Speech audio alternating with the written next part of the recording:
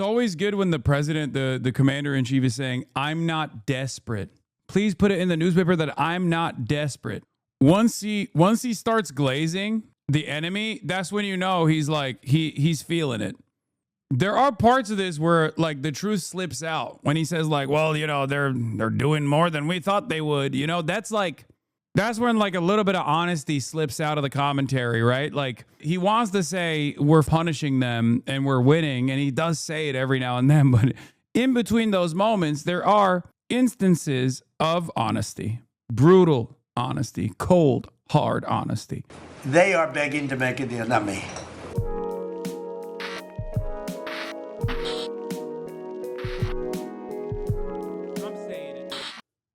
This morning, I want to give an update on the Operation Epic Fury, which is an appropriate name because we are absolutely obliterating them. Over the past 3 weeks, we've been hitting Iran's military capabilities at a level that few people have ever seen before. People never knew there was such a capability. We have the strongest military anywhere in the world by far. I built it during my first administration, and I used it during my second administration. Unfortunately, because I'd rather not have to use it. But it's a display of force and precision and skill like nothing the world has really witnessed, although you get a pretty good witnessing of it in Venezuela also. And that was a smaller version of what we're doing now. We're crushing their missiles and drone stockpiles, destroying their defense industrial base. We've wiped out their Navy completely, their Air Force completely. We've wiped out a large percentage of their missiles. And the missile launchers, without the launchers, the missiles don't do any good. And we've knocked out probably... This is the funniest cope too, because like the TLs are just like, they're literally K trucks. So when they talk about like wiping out missile launchers, these are unimaginably inexpensive tools. They're very easy to repair. You can repair with like, I mean, they're basically commercially available products. So the Iranian defense capabilities are designed in a way where they're easy to replace, easy to repair, and quick to build. It's all retrofitted commercial trucks. So even as far as like as far as the economic damage that they're receiving, it's marginal. It's inconsequential. And as far as like limiting their strike capabilities, it's also clearly not true. Right? Hoodie check. Yeah, I'm wearing Operation Woke Sharia Law. New merch. Close to 90% of the launchers, probably more than 90% of the missiles themselves. Between some they fired and more than they fired, we knocked out. We've also destroyed a lot of the factories. We're continuing to do that, but a lot of the factories where they manufacture the drones and the missiles. The drones, too, are way down, but the reason they're down is they go one way and they don't come back. Technical alignment charge. Doctrine purist. A technical is used for raiding, recon, skirmishing, and patrol for an irregular force. Structure purist. A technical is a non-standard light tactical vehicle based on civilian pickup truck. A Toyota Hilux with a machine gun is technical. Structure neutral. A technical is any vehicle modified for combat. A Tachanka is a technical. A gun truck is a technical for the doctrine neutral, but the structure neutral. A technical is used for any combat activity. A doctrine radical. A technical can be used by anyone for anything it is good at. A Pok Pung Ho tank is a technical for the doctrine neutral and the structure radical. The Killdozer was a technical. Because for the most part, we're shooting them down. But we also are able to, we've really done tremendous damage to the places where they make them. And just so we set the record straight, because I've been watching the Wall Street Journal's fake news and all these stories that get printed like, oh, I want to make a deal. They are begging to make a deal, not me. They're begging to make a deal. And anybody... Like, does this inspire confidence? I genuinely want to understand the mentality of a Trump cultist. Like, how do you look at the situation that's unfolding? And you look at it and you go, no, things are going great, actually. Like, how... I want to understand the mentality of a Trump cultist that looks at this circumstance and he's like, oh, they are actually begging. Like, how do you deal with the inconsistencies? How do you deal with the contradictions? Because he is so quick at contradicting himself. It's not like we're talking about, sure, an information vacuum that exists, right? There's an information vacuum, you say. Okay. But he's the one who's also delivering the message. If you're only tuning into Donald Trump, then you still hear this inconsistency in the same time frame that he's delivering the message. It's not like he's not contradicting himself in the same 30 seconds. He does do it. So I just want to understand like how the people hear what he has to say and think, nah, he's doing great. That saw what was happening over there would understand why they want to make a deal. But they say, oh, we're not talking to them. Anybody would know that. And only a total fool. And they're not fools. They're very smart, actually, in a certain way. And they're great. Oh, he's glazing, too. This is how you know. Okay. He did this with the Houthis, too. Once he starts glazing the enemy, that's when you know he's like, he's feeling it. Negotiators. I say they're lousy fighters, but they're great negotiators. They are begging to work out a deal. I don't know if we'll be able to do that. I don't know if we're willing to do that. They should have done that 4 weeks ago. They should have done it 2 years ago.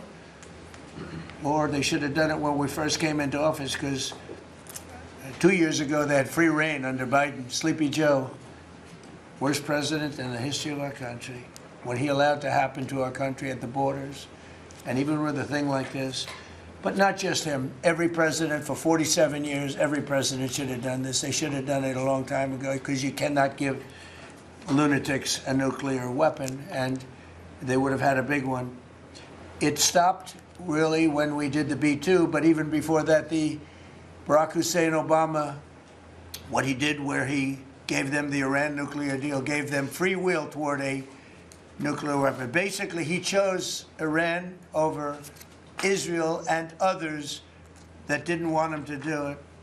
But I terminated that deal. Had I not terminated that deal... If I was in his shoes, I probably would not remind people of the last time that there was actually a positive direction in our negotiations with Iran where they hadn't shut off the Strait of Hormuz and had destroyed billions of dollars of American hardware.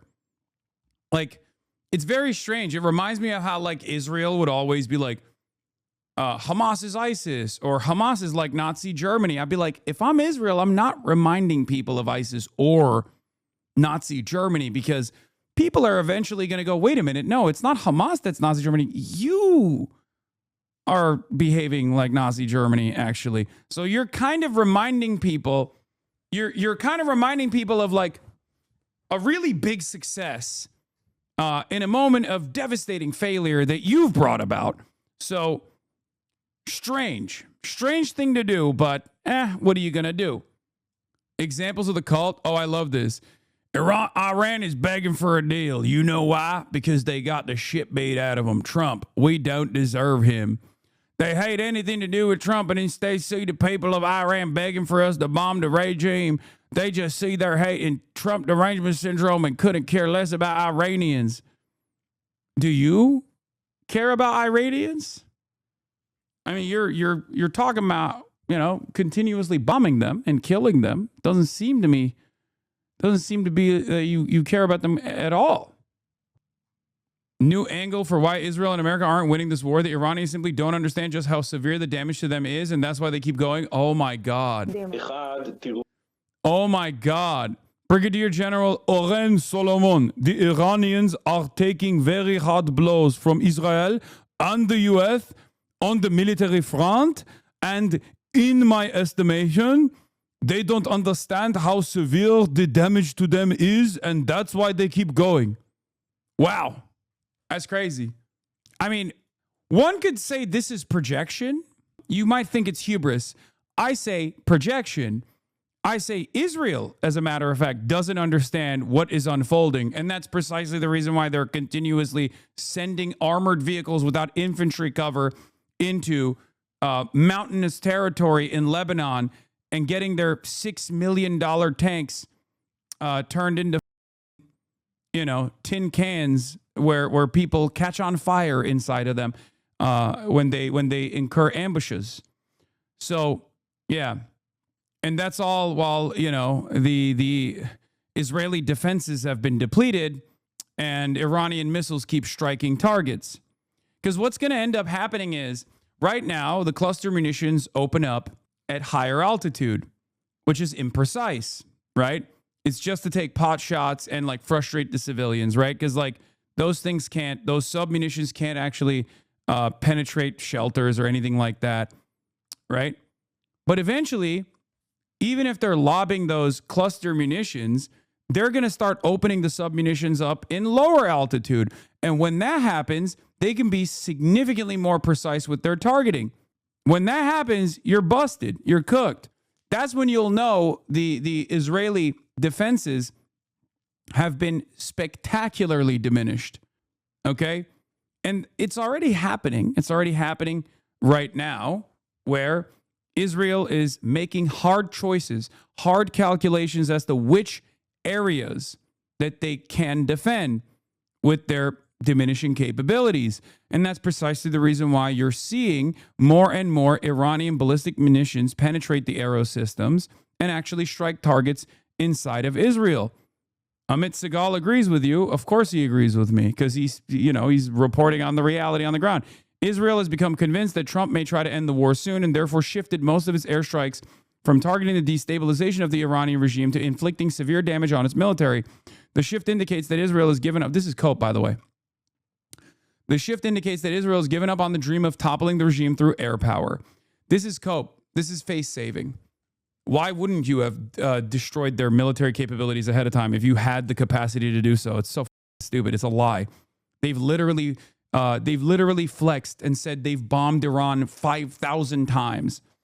Okay. Oh, really? You were just bombing the same, regime targets 5,000 times? No, you were bombing their military targets as well. How much success you have had in terms of deteriorating their strike capabilities, well, that remains to be seen. As a matter of fact, it's pretty obvious that it hasn't been that successful, considering that Iran has received more success. Iran has actually experienced more success in striking Israeli soil.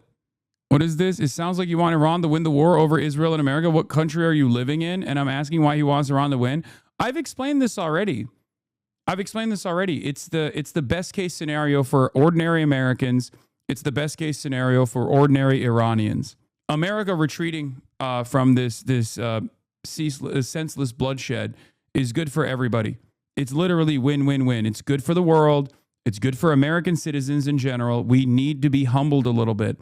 Okay? Our forces, our endless, expansive military ambitions, our senseless bloodshed all around the world needs to come to a close so that we can actually focus on ourselves. Ironically enough, Donald Trump actually kept repeating this point, not in those terms, but he kept repeating the same energy, right? He would be like, "Oh, why are we doing all these regime change wars?" Right? I assume you're a little bit of a Trump sympathizer, so you should be sympathetic to this message. Trump presented himself as an isolationist initially. Obviously, he's changed that now because he's clearly not an isolationist, but like he ran and won on isolationism.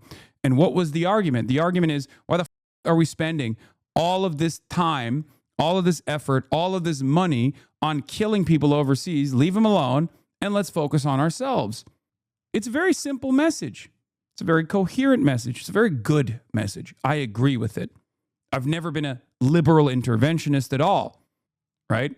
And Republicans, by and large, are also still interventionists. They're just not liberal interventionists. Or they might be when they want to, present an argument to the liberals that's convincing. So yeah, I do think that if this caused America by force to demonstrate restraint, and it forced us to reconsider our 800 military bases all around the world, and it forced us to reconsider how quick we are to engage in war crimes in these wars of choice, right? And that's ultimately a good thing for everyday American citizens, for ordinary Americans like you and me. You would have had a nuclear weapon years ago and it would have been used, guaranteed. And one of the reasons you know about the guarantee is because their neighbors were sort of like bystanders. They weren't involved very much. They didn't choose heavy sides. They didn't want to because people were concerned with Iran. There was a big black cloud over the Middle East. They were concerned, but all of a sudden the war starts and they start shooting at these five, in particular, 5 countries. They start shooting at Qatar, Saudi Arabia, UAE, Kuwait, Oman. They start shooting at them, and everybody was shocked, including us. You know why? Because they're sick, and they had a plan to take over the Middle East. And some of those missiles that were shot at them were locked long before we even started this process. They were locked and loaded and aimed at those countries. They wanted to take over the Middle East. But there are parts of this where like the truth slips out when he says like, well, you know, they're doing more than we thought they would. You know, that's when like a little bit of honesty slips out of the commentary, right? Like he wants to say we're punishing them and we're winning, and he does say it every now and then, but in between those moments there are instances of honesty, brutal honesty, cold, hard honesty. we happened to come along, so it wasn't so easy. So right now their Navy is sunk in the largest elimination of a foreign Navy that has taken place, maybe ever, but certainly since World War II. Their Air Force is gone. Their anti-aircraft and communications capabilities are totally dismantled. And one of the problems they do have when they deal with us is we deal with people and the people aren't able to communicate with anybody else. So, you know, because all of their leadership has been gone. The first level is gone, and they met to pick a new level, and they're gone. They're all gone because they didn't make a deal and because they're sick people. They're really sick. They're really sinister, sick people. And if anybody thinks it was okay to have a group of people like this to have nuclear capability, nuclear weapons, and if we didn't attack with the B-2 bombers, they would have had a nuclear weapon within 2 weeks of that, maybe 4 weeks. But between 2 and 4 weeks, they were planning to have a nuclear weapon. If we didn't hit them at that time with the B-2 bombers, and one of the great air raids in history, maybe the greatest. Dark at night, no moon, no light. Every single bomb hit its mark and just obliterated that place. So it's now buried deep under earth. And it was an amazing thing, but they would have a nuclear, and they would have used it without question. And you know that because why did they shoot all these countries that weren't even really involved with them? They weren't involved. They had no big problems because they're sick, because they want to take over the Middle East, not just Israel. Certainly Israel would have been the first on their list. They would have used nuclear weapons, a nuclear, you don't need too many of them. But they would have used a nuclear weapon on Israel, and they would have used it on the neighbors, and then they would have come after us. And if we had a weak president, they would have done great damage. But fortunately, you don't have a weak president. I knew what was happening. It is kind of funny that like the main motivator for why all of this is happening is just a complete lie. A lie that they didn't even spend a good deal of time propagandizing the population into believing. And as a matter of fact, a lie that they diminished from the start because they wanted to get a W in the last 12-day war. They spent a good deal of time talking about how the Iranian nuclear capabilities had been destroyed. And they told them over and over again, like, we destroyed. They told their fans, they told their base, they told the MAGA call over and over again, like, we destroy. Everyone's doing fake news. Everyone's doing fake news where they say, like, the Iranian nuclear capabilities have not been deteriorated or diminished. It's like they said it's all obliterated. Anyone that even dares to question that reality is doing fake news. They're un-American, blah, blah, blah. So it's a little bit difficult to then, in a matter of months, turn around and say, we have they put those facilities back into use instantly. And I think we've been Also, for the record, it was a lie from the start too. It was a lie prior to the 12-day war as well. It's just a lie that they keep deploying and then undermining and then deploying again. proven right. You know, they took one missile went 2,500 miles. They supposedly didn't have a missile like that. They had no missile with that capability. But they shot the now famous Ireland, the island that the UK was very afraid to give us because they didn't want to get dragged in. But we don't want to get dragged into their wars either. You know? It's one thing we're very disappointed, I'll say it publicly, we're very disappointed with NATO because NATO has done absolutely nothing. And I've always said, 25 years ago, I mean, I was somebody that wasn't a politician, but I was always involved in politics and I understood politics. I said 25 years ago that NATO's a paper tiger, but more importantly, that we'll come to their rescue, but they will never come to ours. And I want you to remember that we said this. We're not the paper tiger. NATO is. Okay, what's NATO? NATO is America, dumbass. When you say NATO is a paper tiger, you're saying we are a paper tiger. We are NATO. Without us, there is no NATO. Who is this argument for? He's doing the classic, like, throw allies under the bus move that he does all the time. Yet another clear-cut sign, at least if you know how to read Trump, this is yet another clear-cut sign that he knows the war efforts are not going well. Right? Think about it. This is what he does. He throws under the bus when shit actually goes south. Come to our rescue. Now they all want to help. When they're annihilated, the other side is annihilated, they said, we'd love to send ships.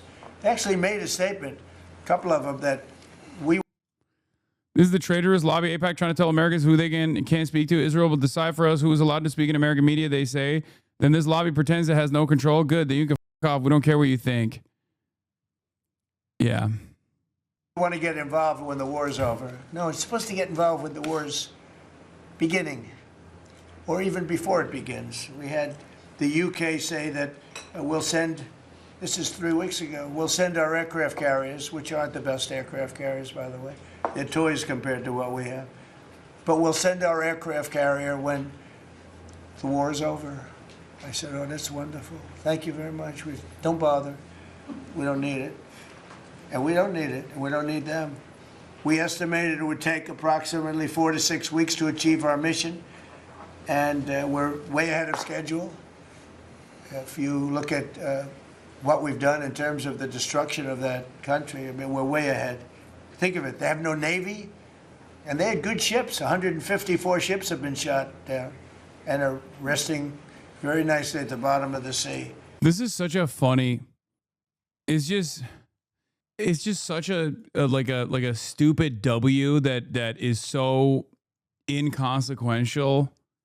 I don't even know what to say. Like, we blew up jet skis off the coastline of Iran, and they still clearly have other small commercial boats that they are using to tow oil tankers into their one island where they're conducting a toll system. Like, it's so stupid. Like that. Okay, yeah, we blew up a ship that was not even in combat or anything like that. It was actually it was invited to do a demonstration alongside the navies of numerous other countries, and we engaged in like such an immoral act. And then we took that as a big W, like, oh, it was so wonderful that we shot this ship down that didn't even have arms on it, you know? Ridiculous. And we did that in a matter of less than a week. Because we have the greatest military in the world by far, nobody even close. So we estimated it would take approximately 4 to 6 weeks to achieve our mission. 26 days in, we're really a lot ahead of schedule. The Iranian regime is now admitting to itself that they have been decisively defeated. They're saying to people, this is a disaster. They know it. That's why they're talking to us. They wouldn't talk otherwise. But they're talking to us because they've got a disaster on their hands. They're defeated. They can't make a comeback. We're free to roam over their cities and towns and destroy all of their crazy nuclear weapons and missiles and drones that they're building. And we're doing that. They now have a chance to make a deal, but that's up to them. And they'll tell you, we're not. Wait, whoa, this is good. Breaking, Trump officially tacos out again. Trump has extended the deadline for the second time. Oh my God. As per Iranian government request, please let this statement serve to represent that I'm pausing the period of energy plant destruction by 10 days to Monday, April 6th, 2026 at 8 p.m. Eastern Time. Talks are ongoing, and despite erroneous statements to the contrary by the fake news media and others, they are going very well. Thank you for your attention to this matter, President Donald J. Trump. Oh my God. Oh my God. April 6th, Invasion Day. Maybe it's because they haven't been able to amass enough troop presence in the region. I mean, I still think I think tomorrow is the day after market close, but who knows? But I still think this is a fake. This is a fake out. But who knows? He said this because of today's market close. Yeah, what is it like? 12 points. A tornado is hitting the Gulf tomorrow. They can't do it. Let's see what Chuck Schumer has to say about that. Let's take a look. When it comes to negotiating with the terrorist government of Iran, Trump's all over the lot. One day he sounds tough, the next day he's backing off. And Raina Jen, thank you for the 25 gifted subs and another 5. Thank you for the 30. Whoa, another 5. Thank you for the 35 gifted subs. Not Brian, thank you for the 5 gifted. And a strange sparrow, thank you for the 5 now, gifted. All of a sudden, we find out that Witkoff and Rubio are negotiating a secret side deal with Iran. What kind of bull is this? They're going to sound tough in public and then have a side deal that lets Iran get away with everything? That's outrageous. We need to make that side deal public. Any side deal should be before Congress Decoy, and most thank you for the importantly, 10 the gifted. American people. If Taco Trump is already folding, the American public should know about it. Yeah. Fantastic. Thank you, sir. I mean, that's an old one, by the way. Obviously, for those of you who don't know, that's like a old but gold from Chucky. Okay. If you want to know where his opinion is, yes, it's an old video. I'm using it as a meme. I'm using it as a placeholder to show you what his actual perspective is on this stuff. But, you know, AGF squared. Thank you for the 5 gifted. Knowing the religious freaks in our military, they're probably going to do it close to Easter Sunday. No, that kind of stuff doesn't matter when it's tactics. Can of Salamanders, thank you for the 5 gifted. Yeah, Trump said this prior to extending the deadline. The Iranian negotiators are very different and strange. They are begging us to make a deal, which they should be doing since they have been militarily obliterated with zero chance of a comeback, and yet they publicly state that they are only looking at our proposal. Wrong. They better get serious soon before it's too late, because once that happens, there's no turning back and it won't be pretty. Every time he says stuff like this, the market suffers. And then he has to go back and be like, no, just kidding. We're actually doing great. We're doing great. Here's how it works and how it's worked so far. Donald Trump comes out, does something spectacularly stupid. Iran retaliates. Market responds a deep red. Okay? Then Donald Trump tries to correct it by turning around and saying, oh, they're begging for a deal with us. They really want a deal to happen, and we're very favorable. We're looking at this deal very favorably. Then the market corrects itself because they're just like leaning into any positive message they can. Okay? Then the Iranian government comes out and says, that's not true. We're not dealing with you guys at all. Here's a couple missiles in the direction of Israel and in the direction of your military bases in the region. Okay? Then the market plummets again. And then when Donald Trump sees that market plummeting again, even after the tough talk and the niceties, he turns around and does more tough talk, only to then pace it with positive messages once again. And it's just so unbelievably stupid. NASDAQ in correction, down 10%. Tech Bros made a call. NASDAQ closed in correction. Gold and bond slump as Iran war jolts markets. What are the markets even for if it's not based on anything happening in reality? Just for like the wealthiest Americans to keep making money and also to do insider trading, I think, at that point. White House envoy Steve Witkoff, this according to Barack Unit 8200 Ravid. Once again, wee woo, wee woo. Barack, Unit 8200 Ravid, says White House envoy Steve Witkoff says the U.S. has strong signs that Iran can be convinced that it has no better alternative but to accept the U.S. terms for ending the war. They are looking for an off-ramp, Witkoff said. We told Iran they should not miscalculate again. This is going to be increasingly more difficult to sell to Americans. That's the other side of the story. I know that... What is this? Holy moly. Have you seen the Cope on MAGA TikTok? When mom sees the poop sock? Okay, take a week off. Asshole. You got me. Israeli media is Monday, April. excited at the possibility of extending the war. Or extending the pause. 6th, in the middle of the night, or it's early actually Tuesday morning in the Middle East, but in terms of America, Monday night, it comes right after the Easter holiday. It comes in the middle of the Passover holiday. Emily Giselle, thank you for the 5 gifted. 10 days. It's only tolling the period for 57 energy Cal, thank you for the 10. Donald Trump taught. Ken of Salamanders, thank you for the 5 going gifted. Going back to his initial threat to hit Iranian energy installations, Nicole, if Iran didn't abide by the deadline. The upshot is that it looks as if the war, again, with all of the usual caveats with Donald Trump, the war will continue until then. And that we in Israel will be fighting in Iran as we sit down to our Passover Seders next week.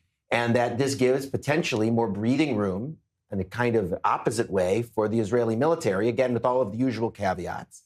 And also just a comment about the tweet. Trump seemed to be saying in the tweet or in the post that the media had been talking about how the talks had been going poorly. His complaint earlier today was talking about how the media had been talking about how the talks were going well. So again, Trump attacking the media from different directions here. It's a part of his messaging that hasn't been too consistent as he tries to decide. Yeah, go ahead. Sell that. Sell that as a positive. Come on. Do it. I told you these religious psychos care about doing war on their holidays. Nah, Israel probably a little bit more than America. The American religion is capitalism, okay? It's not Christian nationalism. That's not real.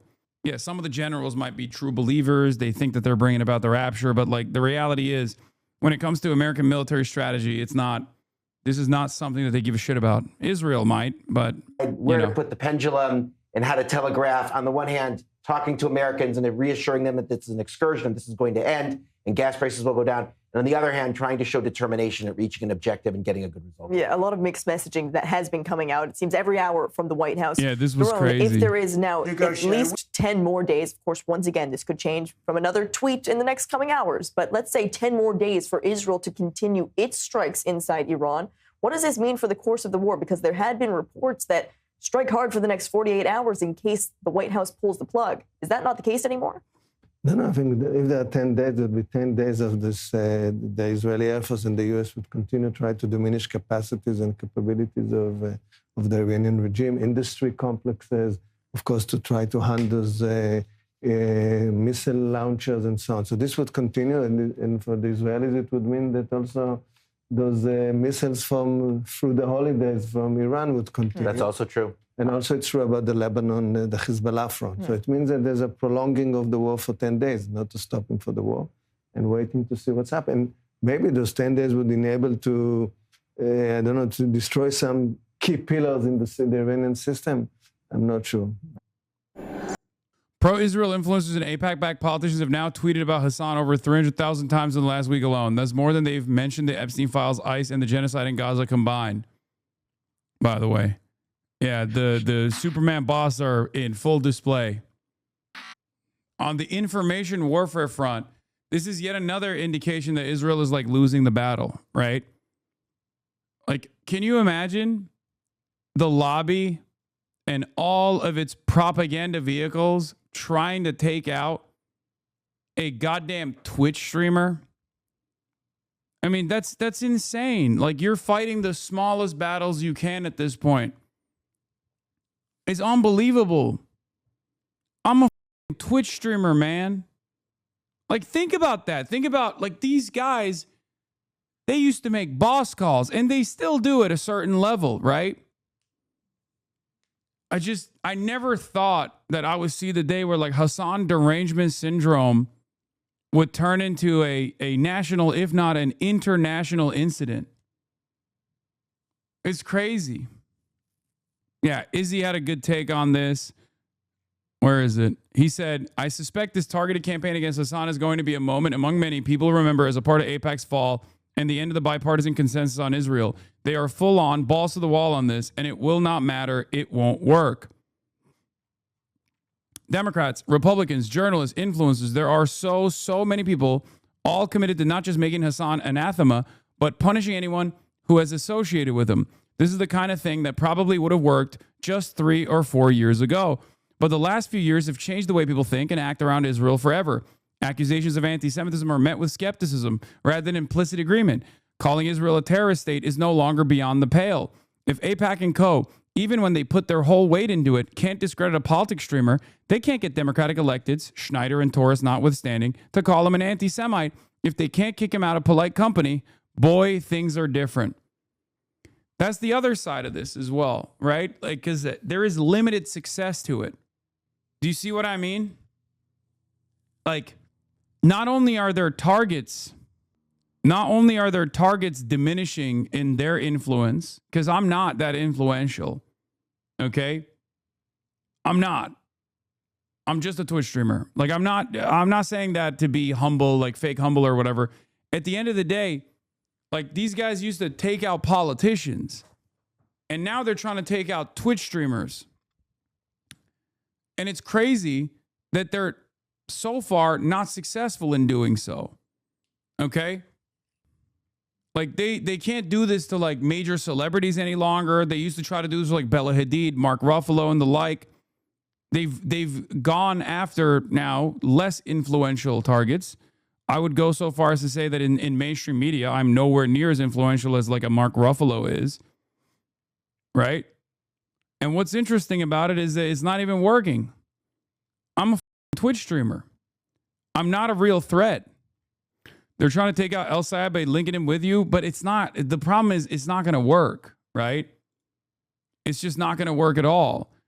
The ADL's weaponization of liberal anti-racism rhetoric in service of a nation state is truly a masterclass, says Adam Johnson. Here they, 1, blame Piker for an attack he has zero connection with. 2, reinforce the discredited racist terror framework. And 3, traffic in shallow, mopey standpoint theory. ADL Michigan says, is deeply troubling to learn of proposed events at University of Michigan and MSU featuring Hasan Piker on April 7th.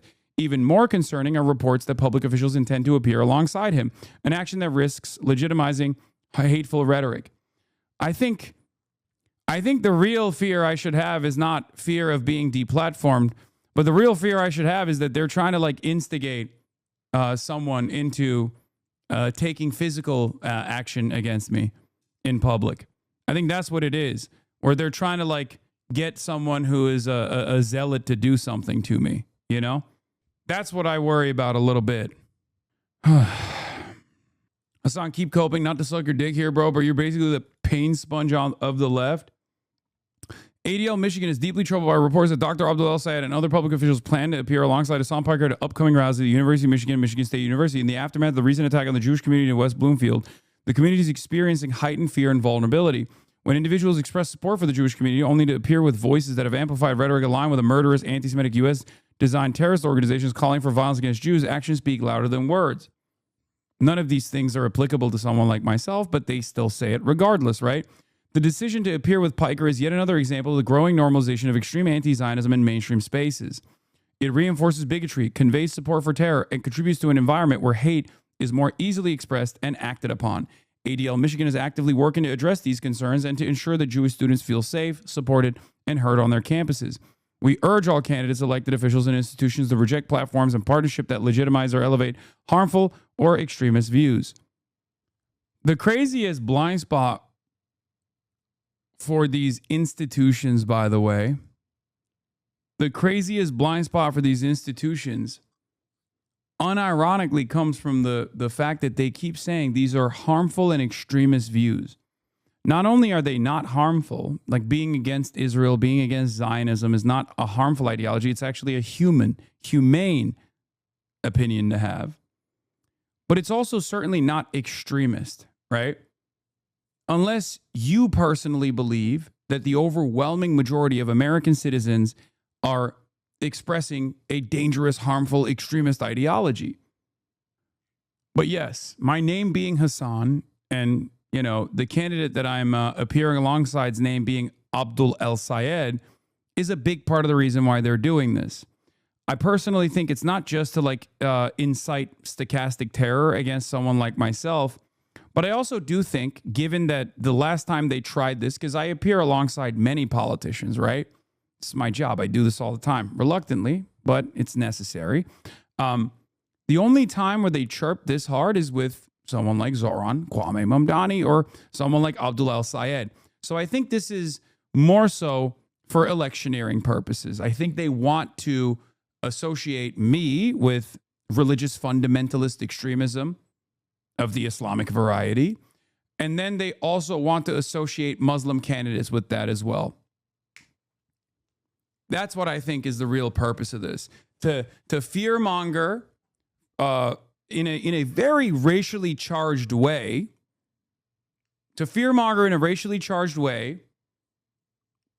while simultaneously doing it from the perspective where they are the perceived victims, like utilizing standpoint theory while engaging in unlimited Islamophobia.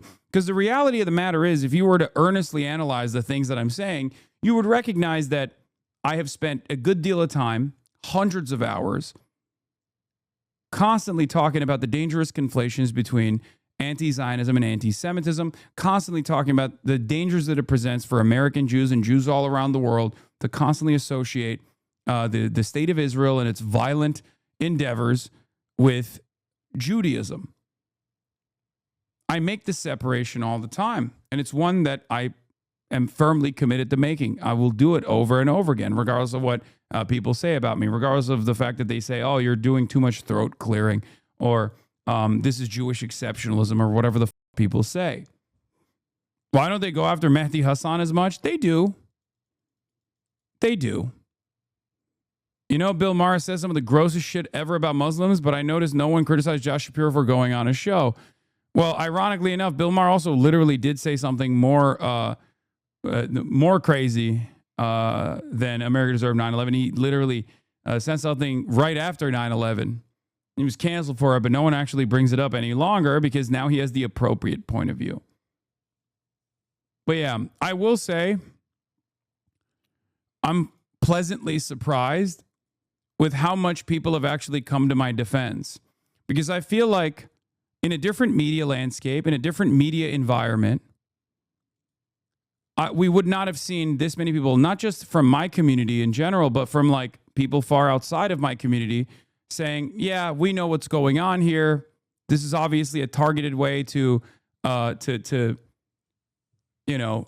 is a targeted way to harass a known prominent anti-Zionist and then associate him with smears, associate him with anti-Semitism through manufactured outrage and smears. That I did not expect, I will be honest. So I'm pleasantly surprised about it.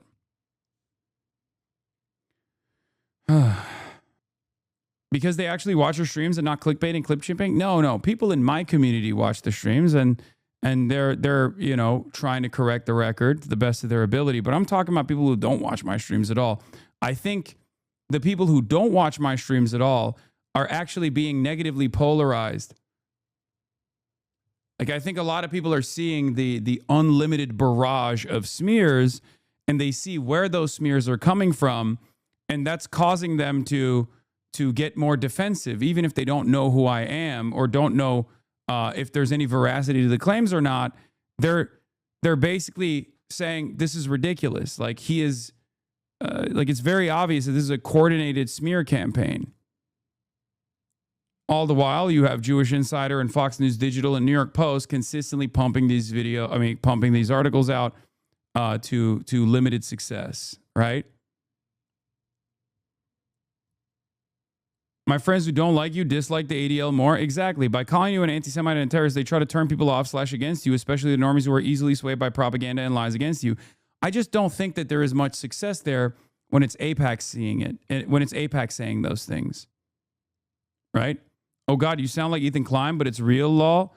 I mean, I don't think there is. I don't think there are a lot of people who experience this kind of coordinated barrage of hate. There are very few people who have received this. It's kind of funny because the only time these institutions actually mention Nick Fuentes is never to directly attack Nick Fuentes. It's to say, I'm like Nick Fuentes, to directly attack me. That's what's so crazy to me, because like Nick Fuentes is actually an anti-Semite, right? There are real anti-Semites out there, and their prominence is growing. And yet, the only time that he ever gets a mention, because he's not seen as like a real threat, but the only time he ever gets a mention is when they're attacking me, and then they're trying to say I'm an anti-Semite, just like Nick Fuentes. It's very interesting. Pro-Israel groups are in denial. Israel's reputation has plummeted because of their own abhorrent actions, but pro-Israel groups can't accept that. It's the most moral country on earth, after all. So they say, no, that can't be wise because Hasan Piker led people astray. Exactly. This is the problem. This is the problem. They don't recognize it. Yeah, there were so many people who didn't even know who you were, commenting under things, calling people out, seeing through the coordinated attacks. I even introduced an older woman to your stream on YouTube, and she said you look good, and she enjoyed the first video she watched, lol. Hopefully it works. But yeah, I will say I see all of the people out there defending the truth, not just like defending me, but just defending the truth, and seeing through this barrage of endless smears. And I do appreciate it. If this wasn't Islamophobia, they'd be saying this with every politician now Muslim was. Yeah, I think that is part of the puzzle. As I've said over and over again, the real reason why they do this, by the way, is because I'm not anti-Semitic.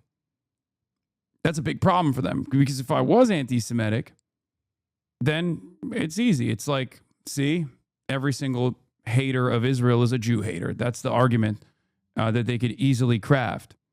But when you have people who actively push back against anti-Semitism, educate people on anti-Semitism, and I do hope that there is like, maybe one day we'll just make up like a massive compilation of like the many years that I have spoken about anti-Semitism, to just like bring people to one place where we can just like point to one singular thing.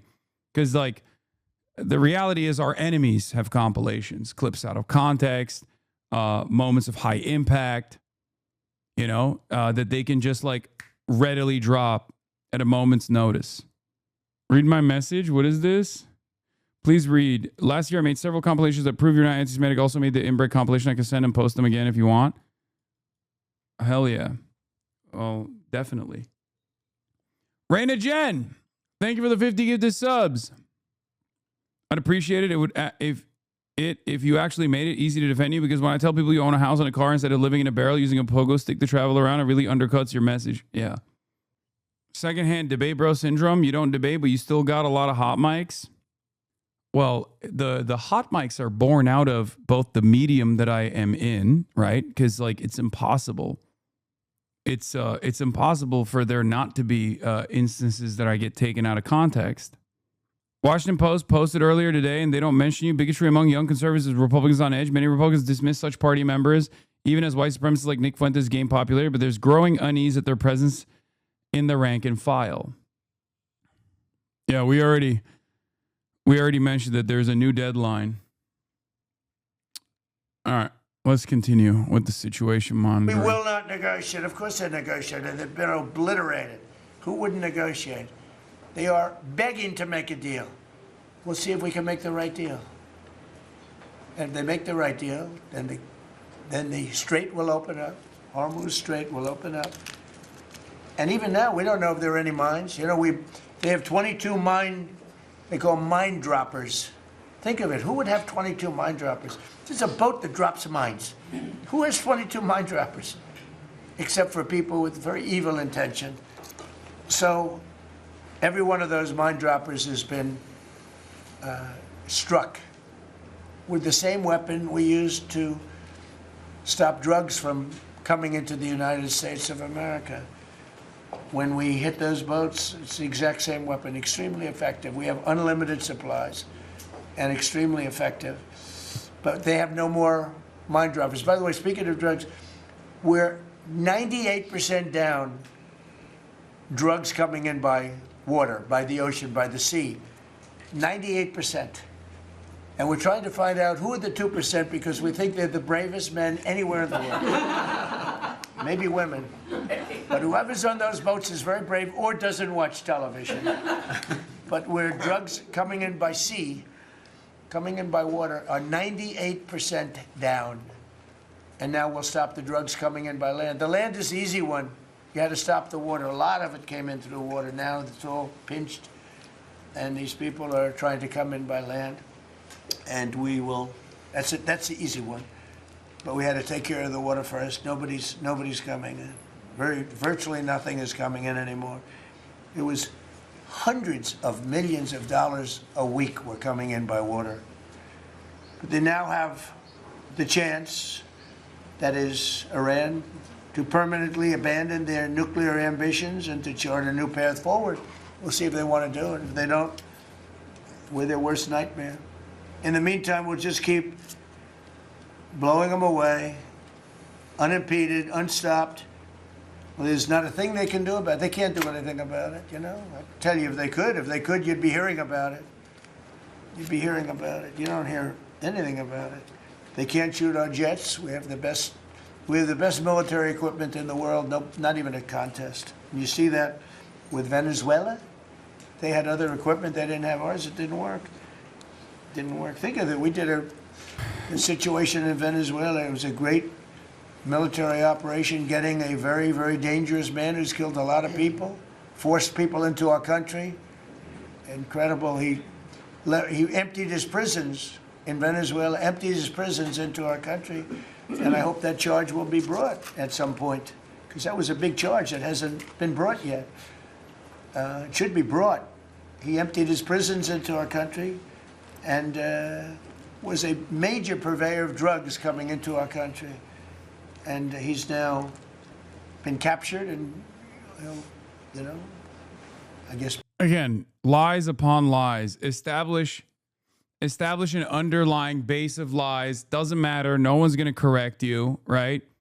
And then you just like build on top of that. Like the idea that like Maduro was a drug trafficker is totally ridiculous, right? It was so ridiculous that like even the FBI dropped some of those charges because they realized that it would not stand even a modest amount of scrutiny. It's, you know, I don't even know what to say. Like they didn't empty out their prisons to dirt. They didn't empty out their prisons to the United States of America. Like all of that shit is just completely made up. Anyway, speaking of made up shit, Jeremy Scahill asked a senior Iranian official about Trump's claim that Iran requested an extension on Trump's threat to bomb energy infrastructure. Trump is not being truthful. We have not submitted any requests regarding potential U.S. attacks, the official said. So even the deadline thing is a lie, which is unsurprising. Be given a fair trial, but I would imagine there are other trials coming because they have they've really sued him just in a fraction of the kind of things that he's done. Other cases are going to be brought, as you probably know. In the meantime, with Iran, we're going to keep doing what we've been doing, and nobody's a match for the United States, but they're not a match for the United States. It's small potatoes. That's why I'm so disappointed in NATO, because this was a test for NATO. This was a test. You can help us. You don't have to, but if you don't have, if you don't do that, we're going to remember. Just remember this in a number of months from now. With another 50. God damn. Okay, Raina Jen. We got new Oilers. Closed presence and open presence left. And now we got a new Oiler in the building. Raina Jen. So are they actually negotiating, or is he straight up lying? I mean, a negotiations process could be conducted through direct diplomacy, through shuttle diplomacy by way of mediators. And as it stands currently, it's more so closed presence. Never mind. I spoke too soon. He's back. Open presence is the one that left. Closed presence with 100 gifted. God damn. What I was saying is, yeah, we got an Oiler war. The Gulf is heating up. What was I saying? Where's the Qatari dancer? Is he still in a bunker? Yeah, probably. Raina Jan with another 50. Do you feel like your hyper-consumerist Hollywood elite actions are inherently contradictory to your Marxist beliefs? I've read and studied Marx extensively, and I think he'd believe that it's hypocritical behavior. Do you think Marx is a god? Do you have a dogmatic approach to interpreting Marxist literature? Silex, thank you for the 100 gifted subs. I am actually committed to the idea of communism. I enjoy to live humbly. I believe I could be making $1 billion, and I would choose to give it away before I waste it on a literal symbol of excess and consumerism. Okay. I'm proud of you. Great. Yeah. Karl Marx lived with a sugar daddy. Engels. You were talking about the different ways in which countries... Oh, yeah. So the question was about, is there real negotiations taking place? And as it stands, we have invented, instead of shuttle diplomacy by way of mediators or direct diplomacy in a bilateral, sit-down meeting, where our envoys are talking to their envoys, right? Instead of those two normal ways of conducting a negotiations process, we have developed a secret third thing, where Donald Trump just lies about the negotiations taking place. And then the Iranian side says, no, they're not taking place. And then Donald Trump says, okay, well, here are our demands and here are our concessions. And then Iran says, they didn't even send these demands or concessions to us directly. So that's also made up. But now that you've actually put it out there, here's what I think we would be willing to take on, right? Hold on. Doors open. So this is a secret third thing where we're like doing negotiations in broad daylight, which is a very strange way to do it. But it's, the diplomatic process has now been relegated to tweets. There's also the other. Do you really think Iran doesn't lie? You did a few weeks ago. Now you seem to believe everything they say about the negotiations. No, there's a difference. I said that every government is going to greatly embellish certain facts about like how many casualties they've been able to deliver to the other side, right? But there's a difference in this circumstance. You have to look at like what's actually happening on the ground. You have to look at who actually has the leverage. Right now, Iran has the leverage. Also, Iran has never lied about the diplomatic process at all. I look to the country's past performance to see, to assess the veracity of their current statements, right? For example, Israel lies about pretty much everything, except for when they have successfully conducted a high-profile assassination. That's why in the early stages of the revelation that Ayatollah Ali Khamenei had been assassinated, Israel said that had happened. Iran said that had not happened. And I leaned on the side of Israel on this because of their past performance, right? And the same thing goes for the Iranian side's past performance, like Hezbollah, Iran, for a multitude of different reasons, or whether because they're like weighing their options, will oftentimes not reveal if a high-profile figure has been assassinated. Okay? I'll give you another example. When that school, Minab, the school in Minab was bombed, and Iran very quickly came out and said this was an American missile strike or an Israeli missile strike, and Israel said this is not us, and America said this is not us. It must have been an Iranian missile that exploded. Judging by past performance, that was impossible to believe, literally impossible to believe, because Israel has lied over and over again about bombing schools and bombing mosques. Acknowledge the argument the chatter made challenge impossible. Okay, what is the difference? Wait, I have acknowledged the argument that the chatter has made. It's not even an argument. He's just asking a sincere question. Not everything is supposed to be contentious. And I'm giving you my thought process on trying to figure out who is the more honest actor here. I'm giving you context to how I interpret certain statements coming from the Iranian side and certain statements coming from the American side. I mean, why am I even spending any time talking about how Donald Trump contradicts himself with regular frequency, sometimes in the same sentence, if your takeaway from that isn't, Donald Trump actually is not a reliable narrator of events. Thank you. You've been really honest about how disappointed you are in Sir Keir Starmer, particularly in relation to Iran. So I'm curious about your phone calls with him, how easy they might be.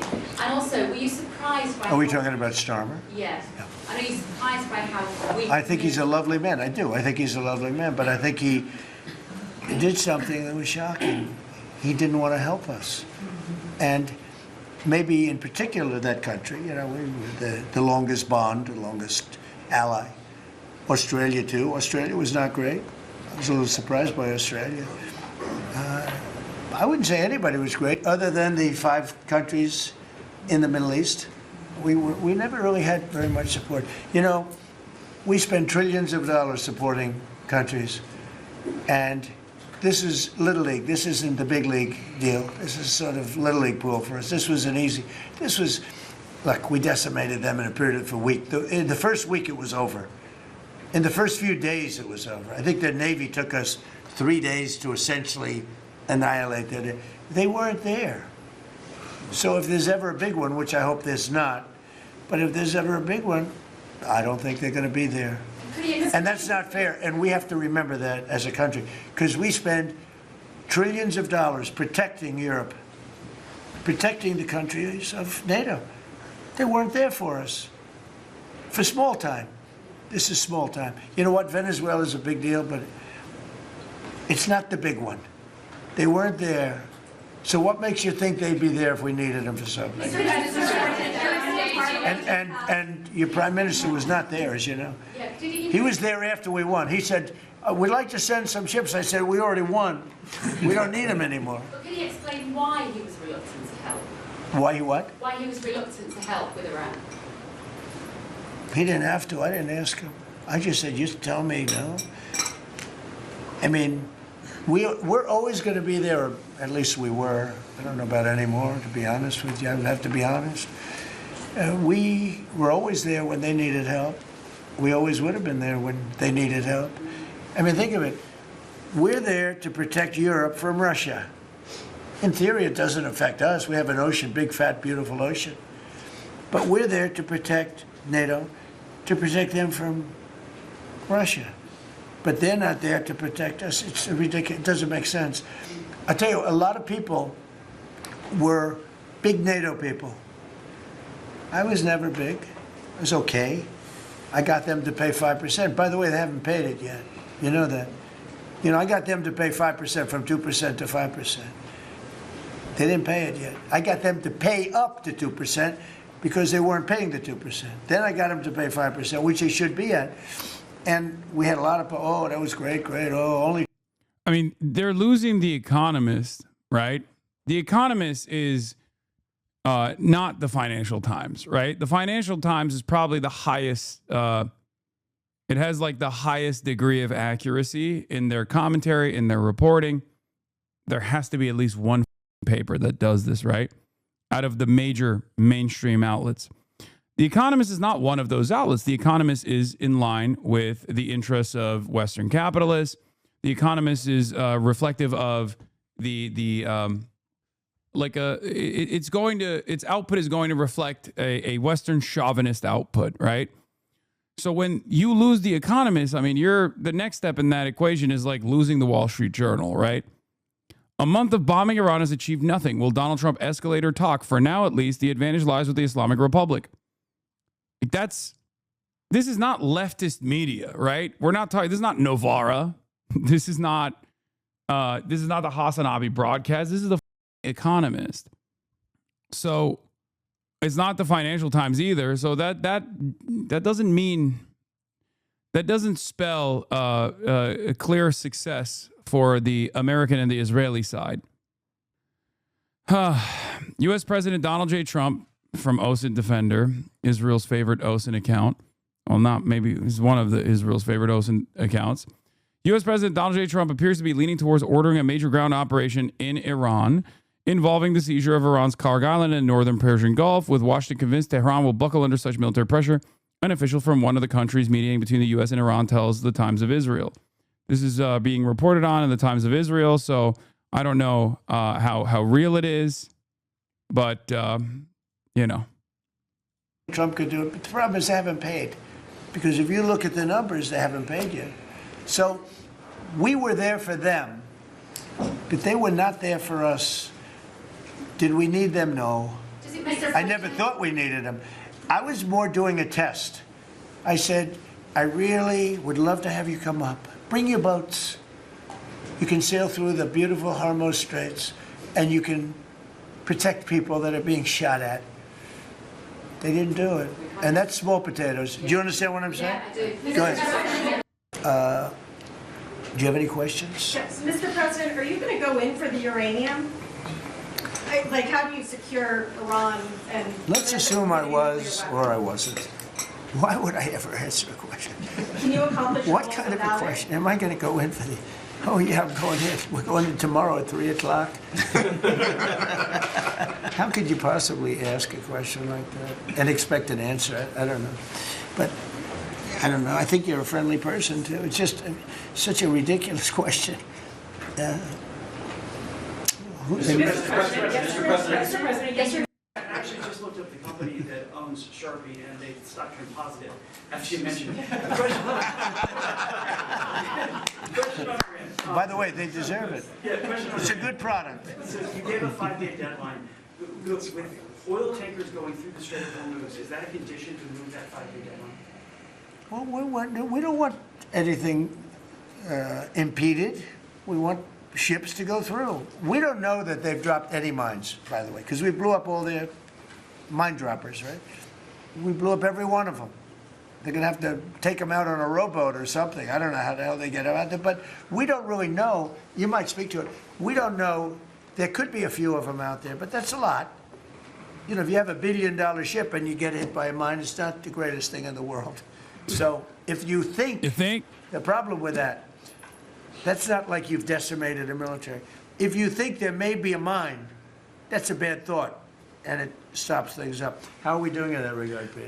Mr. President, you're right. We have so heavily degraded their coastal defense capabilities and their naval capabilities that any strategic or operational attempts to do those types of things are extremely limited. And we continue to move over the top of that. Now, whether Iran makes a wise choice or not to try to execute that is part of how this deal comes together. But with every passing day, the military pressure that we're putting on them lessens their ability to really hold that militarily at issue. I mean, the problem with the issue of the Hormuz Straits is this. We've decimated them as a military. No Air Force, no Navy, very few rockets left. We blew up so many. Hard to manufacture them. Same thing with drones. The leadership is gone. The problem with the Straits is this. Let's say we do a great job. We say we got 99%.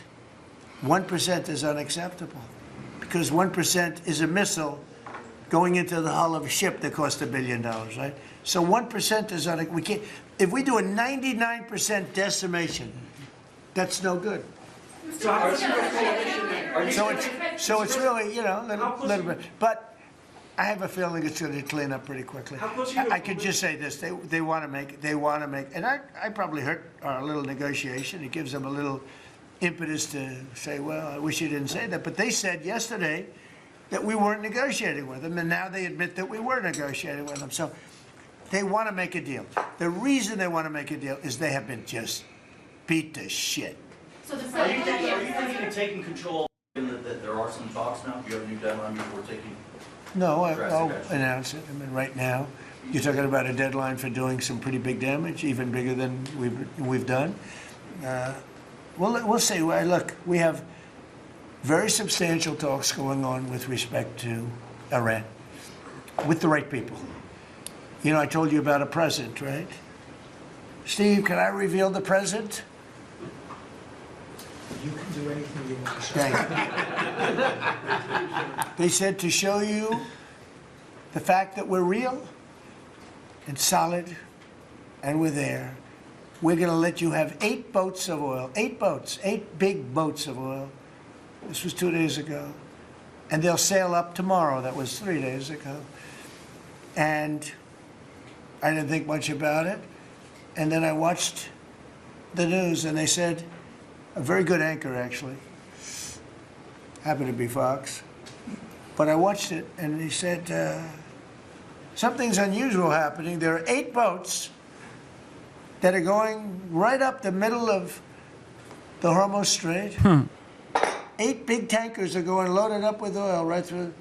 And I said, well, I guess they were right, and they were They were real. And I think they were Pakistani flagged. And I said, well, I guess we're dealing with the right people. And actually, they then apologized for something they said, and they said, we're going to send 2 more boats. And it ended up being 10 boats. All right. I hope I haven't screwed up your negotiations, but I thought it was appropriate to say, because I did taunt you the other day by saying they're going to give us a present. There's some reports that Gulf allies are concerned about winding down the war too soon and potentially leaving Iran. Well, they'd probably like us to stay, but the concern, if we don't stay, look, it's a beautiful thing about airplanes that go 2,000 miles an hour, is you can get back there very quickly. If we don't stay, we're going to be protecting them. We know, they've been very good. Hey, Qatar, Saudi Arabia, in particular, Qatar, Saudi Arabia, UAE, the 3 of them, Kuwait, Bahrain, they've been 100%. Now, in all fairness, they could have gone the other way. They were surprisingly missiled. They were shot at. Nobody ever thought they'd be shot at. UAE had 1,400 missiles aimed at them. Fortunately, they had the greatest anti-missile weapon in history, called the Patriot. Almost every single missile was shot down. We had an incident recently where 101 missiles were shot at a certain thing that we own. It's very valuable. 101 missiles going 2,000 miles an hour. Out of the 101 missiles, every single one of them was shot down in midair and fell into the ocean. It's amazing technology. There's nobody has equipment like we have. Iran still has that enriched Tell us where it is. Tell us the coordinates. Is it even possible? Well, you're going to have to see. I feel like this is low key something that you could get him to reveal, like totally classified information in a moment where he's trying to flex. You'd be like, yeah, the coordinates are clear. It's in Kuwait. We got a super secret weapon there. They've been trying to blow it up, but they can't get it. Here are the weapon systems that we have that are taking those, that are putting up a strong defense. But, I think we're in just very good shape. We're roaming. You know what we're doing? You know the word roaming free? We're over their skies with the most beautiful planes you've ever seen. Roaming free, there's not a damn thing they can do about it. And it would be nice if, like the fake news New York Times, which writes so fake, and the Wall Street Journal is terrible, terrible. I mean, I read a story today that I'm desperate to make a deal. If I was desperate, he'd be the first to know. Pete, let's get the hell out of there. I'm the opposite of desperate. I don't care. I want to know. In fact, we have other targets we want to hit before we leave. We're hitting them on a daily basis. No, I don't talk about you. I can't talk about specifics. A lot of people say that wouldn't matter. Maybe it does matter. Well, I mean, he did reveal some specifics earlier. So if he's not revealing any specifics, then that means that there is nothing good there. Sorry. Who knows? But I wouldn't talk. It's like the question this young lady asked. Sorry about I embarrassed her. I don't want to embarrass you because I think she's a friendly reporter, so I'm sorry. But I can't say what we're gonna do. It's always good when the president, the commander in chief, is saying, "I'm not desperate. Please write in the newspaper. Please put it in the newspaper that I'm not desperate." Because if I did, I wouldn't be sitting here for long. They'd probably, what is it called, the 25th Amendment? They'd institute the 25th Amendment, which they didn't do with Biden. Another thing that I probably would shy away from mentioning openly, especially at a moment like this, Which is shocking. Is the Friday deadline for Iran, is that pushed back now, and if not? I don't know yet. I don't know. God, he's so cozy with this stuff because he just knows that as long as he maintains the cult, he's all right because there is no real opposition, Mr. Witkoff and JD and Jared will tell me whether or not they think it's going along. And if it's not going along, maybe not. And we have a lot of time. You know what? It's a day. In Trump time, a day, you know what it is? That's an eternity.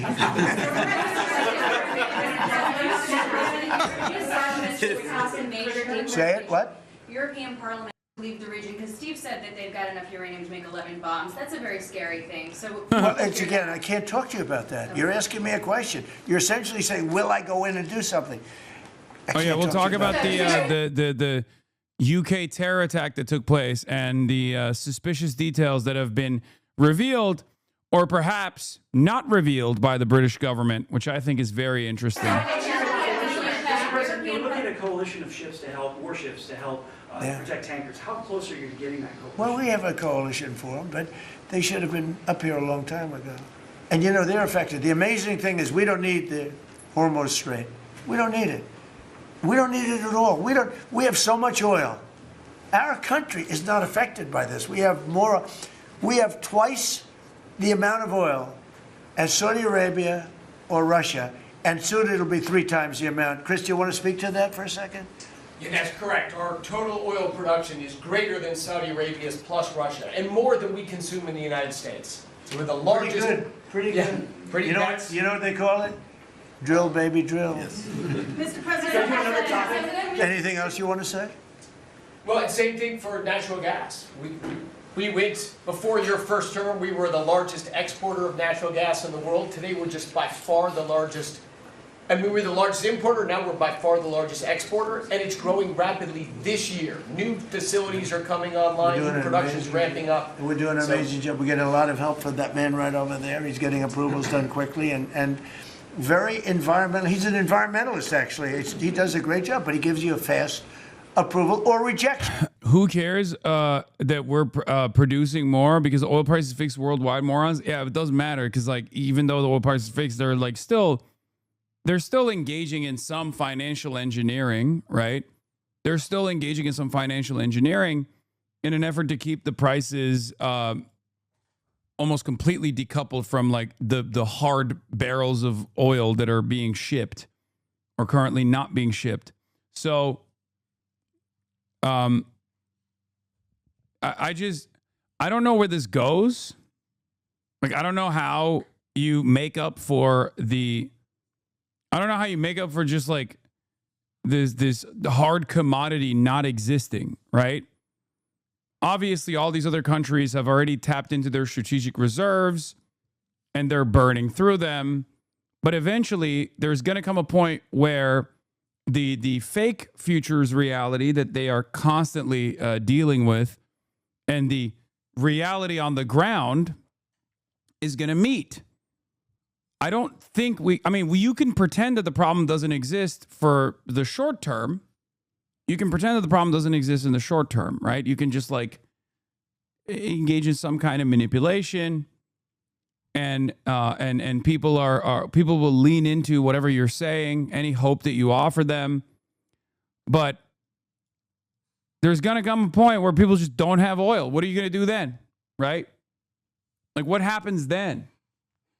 Do we just like try to engineer an alternative reality where we like shut off information sharing so that people don't see that there is just no more oil? Because like people are talking about Thailand.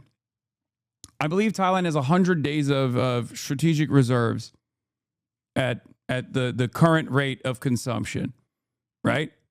What happens when we reach 50 days? What happens when we reach 10 days remaining? And there are other countries that have a shorter lifespan.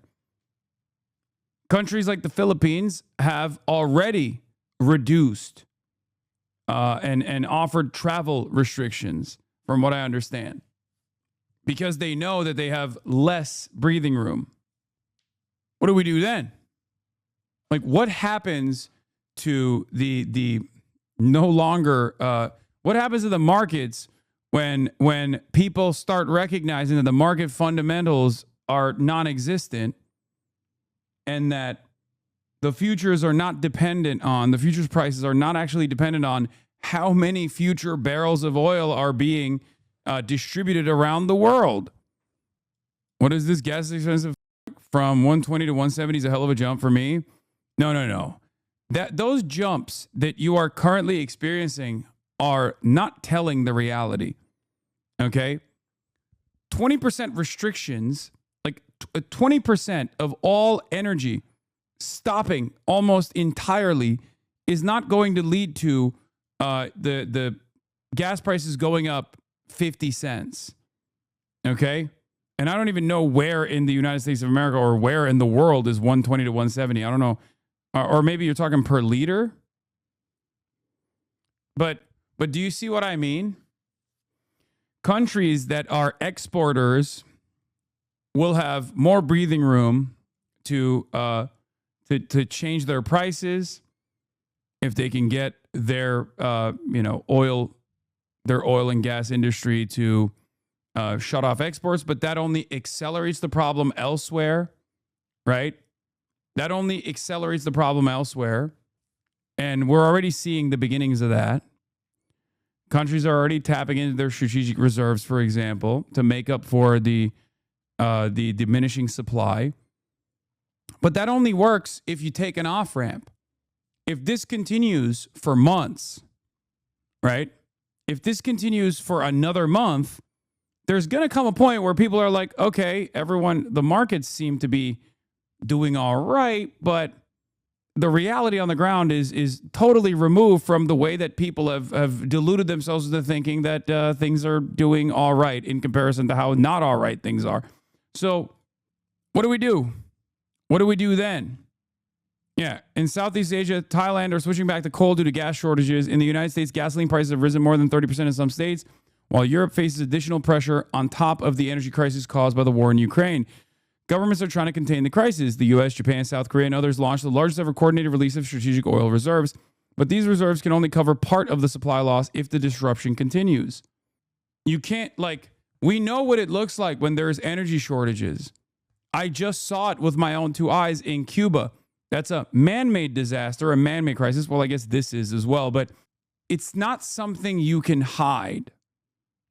Okay?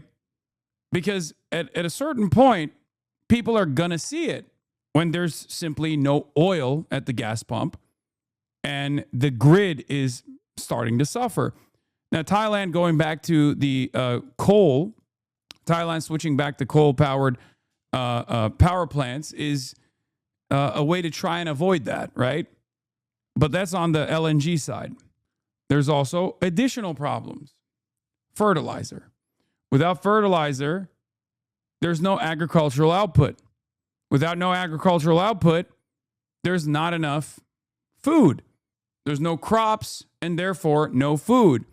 Certain types of crops, and there's no plastic either, certain types of food get significantly more expensive when you stop seeing certain vegetables at the market. All of a sudden, it's not a reality you can hide anymore. We have designed this incredibly complex international system. And for years and years, America has gotten to bully everyone else, and no one has ever actually retaliated. No one had the capabilities of retaliating. But now that there is a country that has the capability of retaliating, we must recognize how this complex system of international trade, where every country is linked together in very meaningful ways, is actually a very fragile system. People might have recognized that it was a fragile system in the past, but now we're seeing it. We saw it with the Suez Canal. We saw a brief moment of that. We saw it with COVID, right?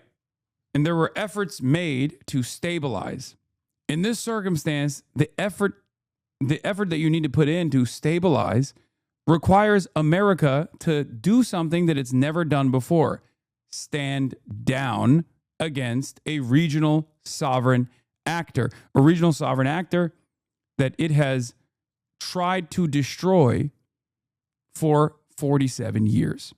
Will the United States of America admit defeat and concede and meet the demands of Iran, or will they only escalate and completely destroy the world? This is the reason why Iran has tremendous leverage. Okay? Because if America keeps going up the escalation ladder and decides to engage in boots on the ground military incursion, a military invasion of Iran, not only will this be unimaginably devastating for the American forces that will die on the mountainside, considering the Iranian defenses and how they have design their defenses against such realities. But it will also further this collapse that's already beginning, one that they are trying to hide to the best of their ability, at least in the markets, because that's the only thing Donald Trump seemingly gives a fuck about. So we're about to see how insane Trump actually is. More insane than anything he's ever done before. And perhaps his last moment of insanity.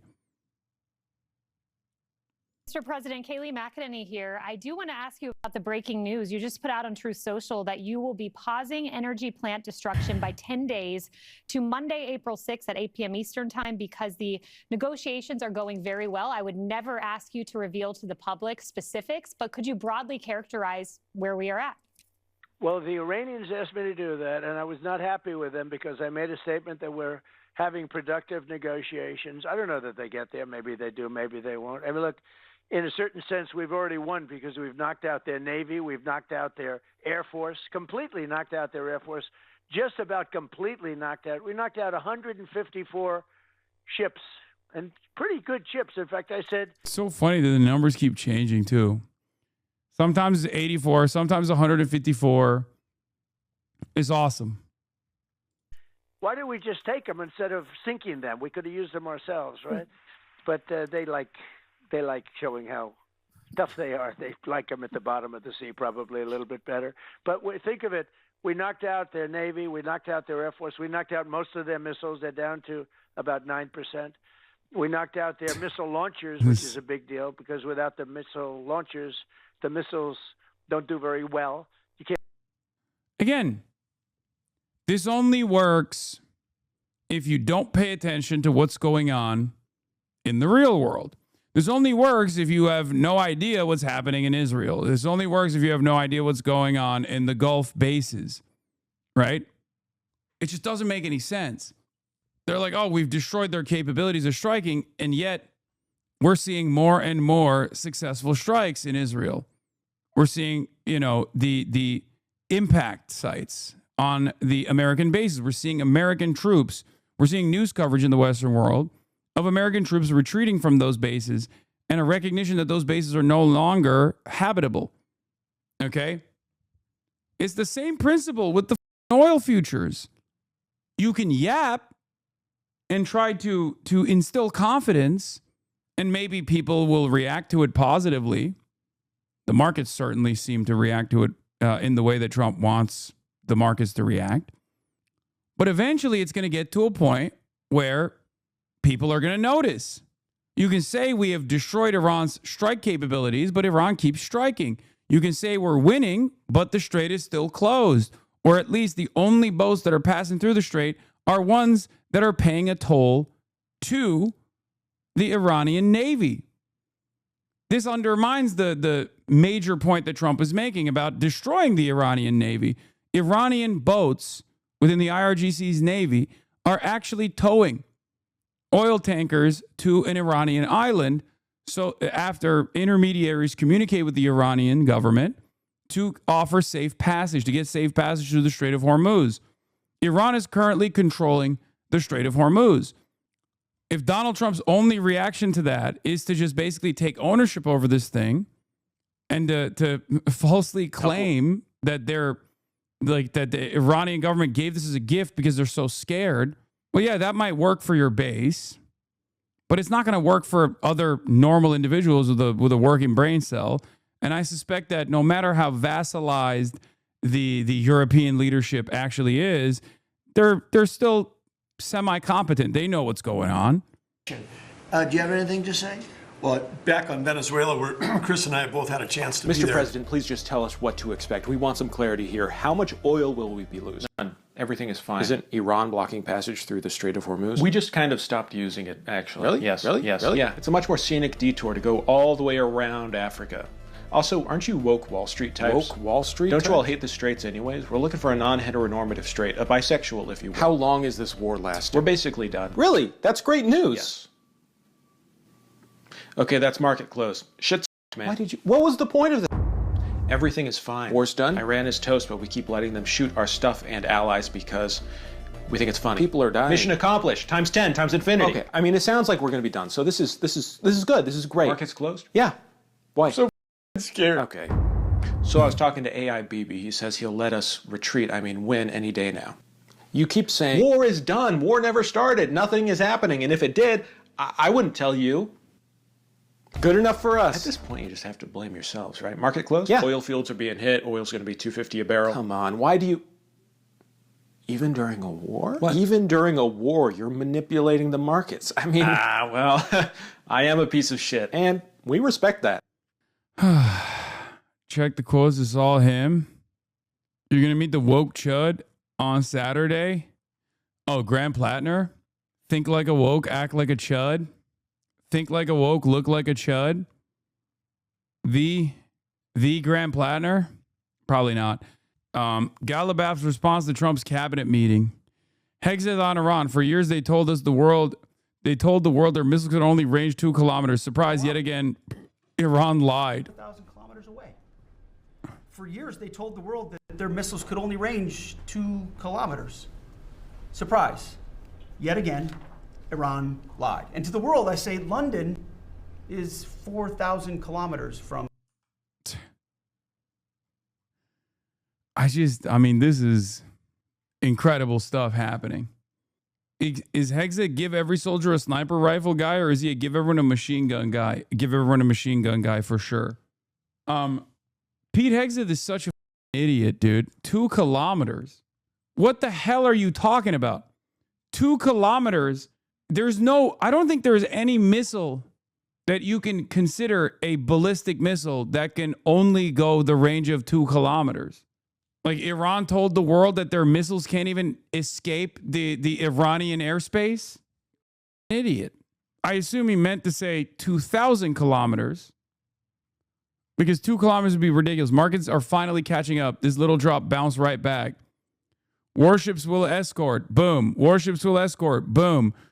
Up, down, up, down. Remove Russian sanctions. Boom. Remove Iranian sanctions. Burp. We are in talks. No attack on infrastructure for 5 days. DOD, war is won. Everything else fake news. 1 month ceasefire, 15-point plan. Delay until April 6th. Trump calling into the 5, rambling like a drunk unk on Iran delay. Oh, that's awesome.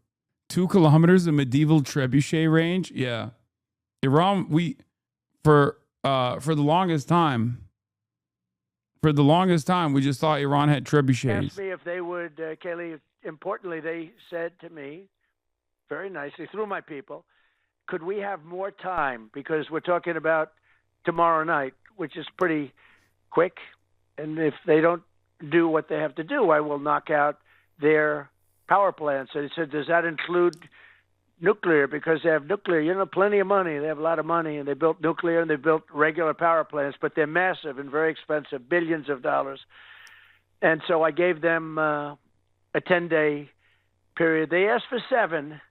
You're going to say, oh, Trump's a terrible negotiator. They asked for 7, and I said, I'm going to give you 10 because they gave me ships. We talked about the 8 ships, the president that I talked about the other day. But they asked for 7, and I gave them 10. You got 10 days, and they were very thankful about that. Now, they may say, oh, we're not speaking. I don't like that because that wasn't true the last time, as you found out. But we are speaking, and it's going fairly well, and so I gave them 10 days. Well, that was nice of you. Very generous. Mr. President, it's Kennedy. I am. Yeah. Watch him on television. He's a total loser. And they use this, I watch poor Chuck. Chuck Schumer is a great Palestinian, represents the Palestinian nation right now. He's no longer Jewish, I guess.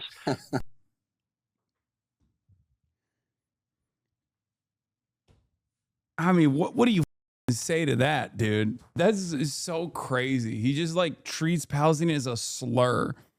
What he's done to the Jewish people is incredible. They hate him. But remember this. Watch him on television. He's a total loser. Chuck Schumer, he's a great Palestinian, I guess. He's no longer Jewish. Isn't that incredibly anti-Semitic as well? He's denying his Jewishness.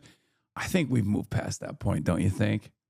I personally have given up on the idea that you can convince anyone who sees themselves as a gatekeeper of what is and isn't anti-Semitism that Donald Trump is ever capable of saying or doing anti-Semitic things or saying anti-Semitic things. It's just not going to happen. Donald Trump could literally say the K slur against Jewish people, and all of these institutions that are supposed to represent the safety and security of Jewish people would be like, yeah, he gets to say it. You know what I mean? Straight up. He is not like, people don't care. Okay. At this point, it's been almost 3 years, right? Since October 7th. Like, we're moving into the third year, right? It's 2.5 years now. At some point, you got to realize, like, these institutions do not give a about actual anti-Semitism. They don't care. That's not a thing. That's not a consideration at all. They only care about Israel. They're just simply weaponizing anti-Semitism allegations, and anti-Semitism smears as a way to defend the foreign policy interests of Israel. Yeah, John Podhoretz said the quiet part out loud. He said, Trump bombed Iran. He can say Shylock 100 times a day forever as far as I'm concerned. Sammy Gold, hey, John, if Trump bombed Iran again, would you allow him to call us the K word too? And the answer is yes. We know that the answer is yes, for the record.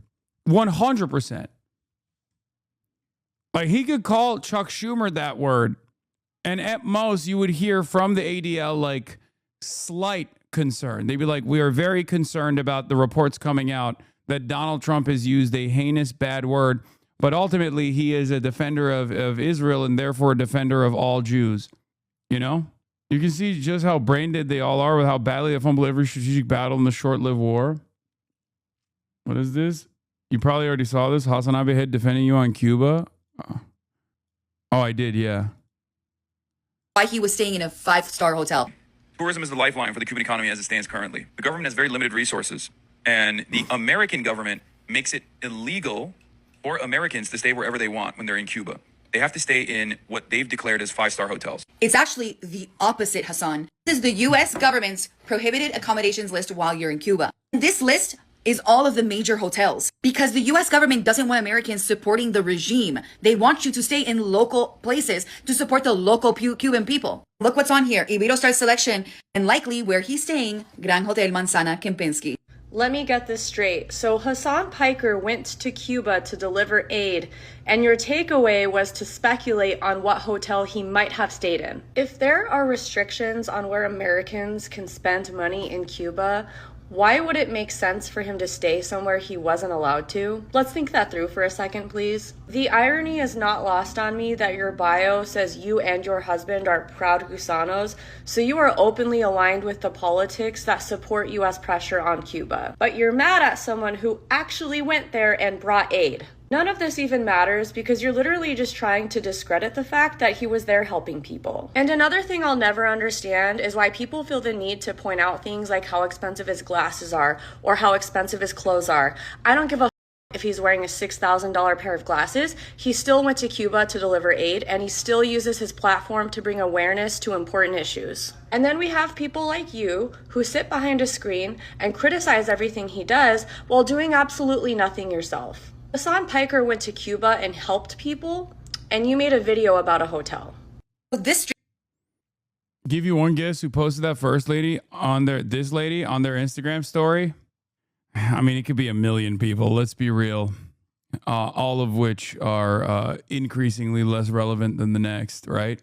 All of the above. A source with knowledge of the mediation efforts, Barack 8200 Ravid is back. Okay. What is this? Another one? All right, we'll look at this in a second. Real talk, man. You need to get better at winning.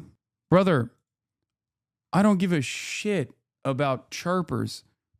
If I cared about what people were saying and how they were actively trying to disparage everything I do, I would have killed myself a long ass time ago. Winning, first of all, this is not about winning. It's about doing your very best to help people. That's number one. Number two, even from the point of view of like, if the victory condition for someone like myself is to reach broad awareness on key issues that I care about, then, I mean, look at the issue of Palestine. if there wasn't broad salience on issues that I care about and my advocacy, we would not be receiving this amount of pushback, this amount of coordinated pushback. People who are actively trying to say like, oh, don't you dare go anywhere near Hasan, by people who are actively against the candidates that I'm aligning with as well. What's so crazy about it is that they just like take a position. It's very interesting. It's very interesting that the people who are like, for example, with Abdul El-Sayed, there are so many people right now that are genuinely afraid or genuinely antagonistic to Abdul El-Sayed, that are trying to give him good advice on who he can and can't collaborate with. You don't want Abdul El-Sayed to win. So if I'm this terrifying figure, then isn't that better? You don't want him to win the primaries. So why are you giving him what you perceive as good advice? It doesn't make any sense, does it? The fact that Cuba, for whatever reason they cook up, is in the mainstream discourse centered around Jews, a massive W in the current media landscape, is a huge win in my opinion. Yeah, that's not good for your cause.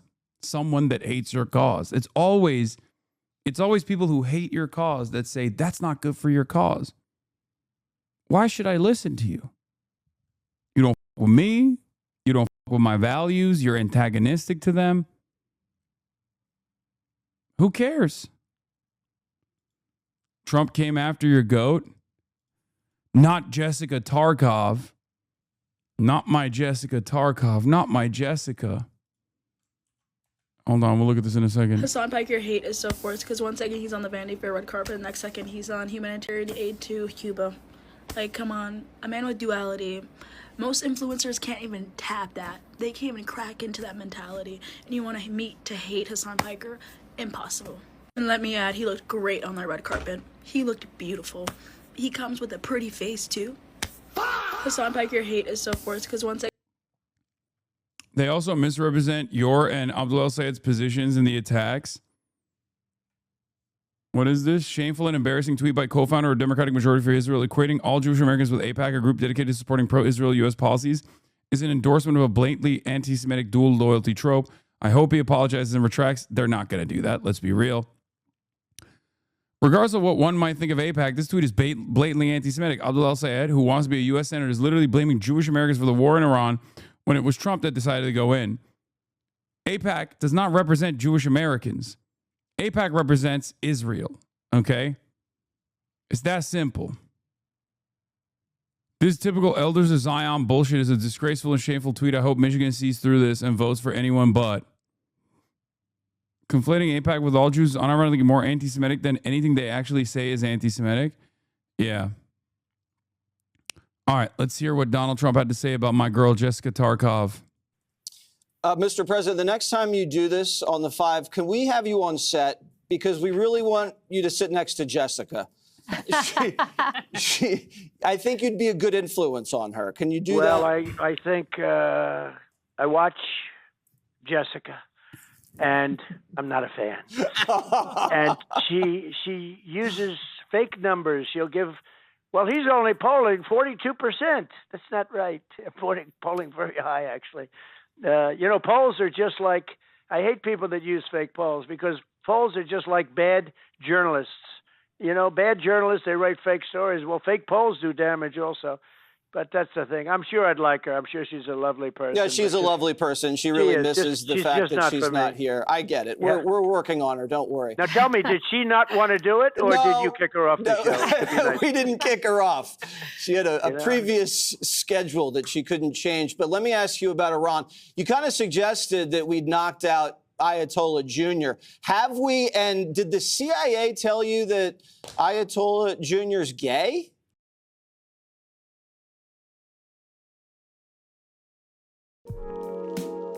Hasan Reaction is one of the best ones in the React channel.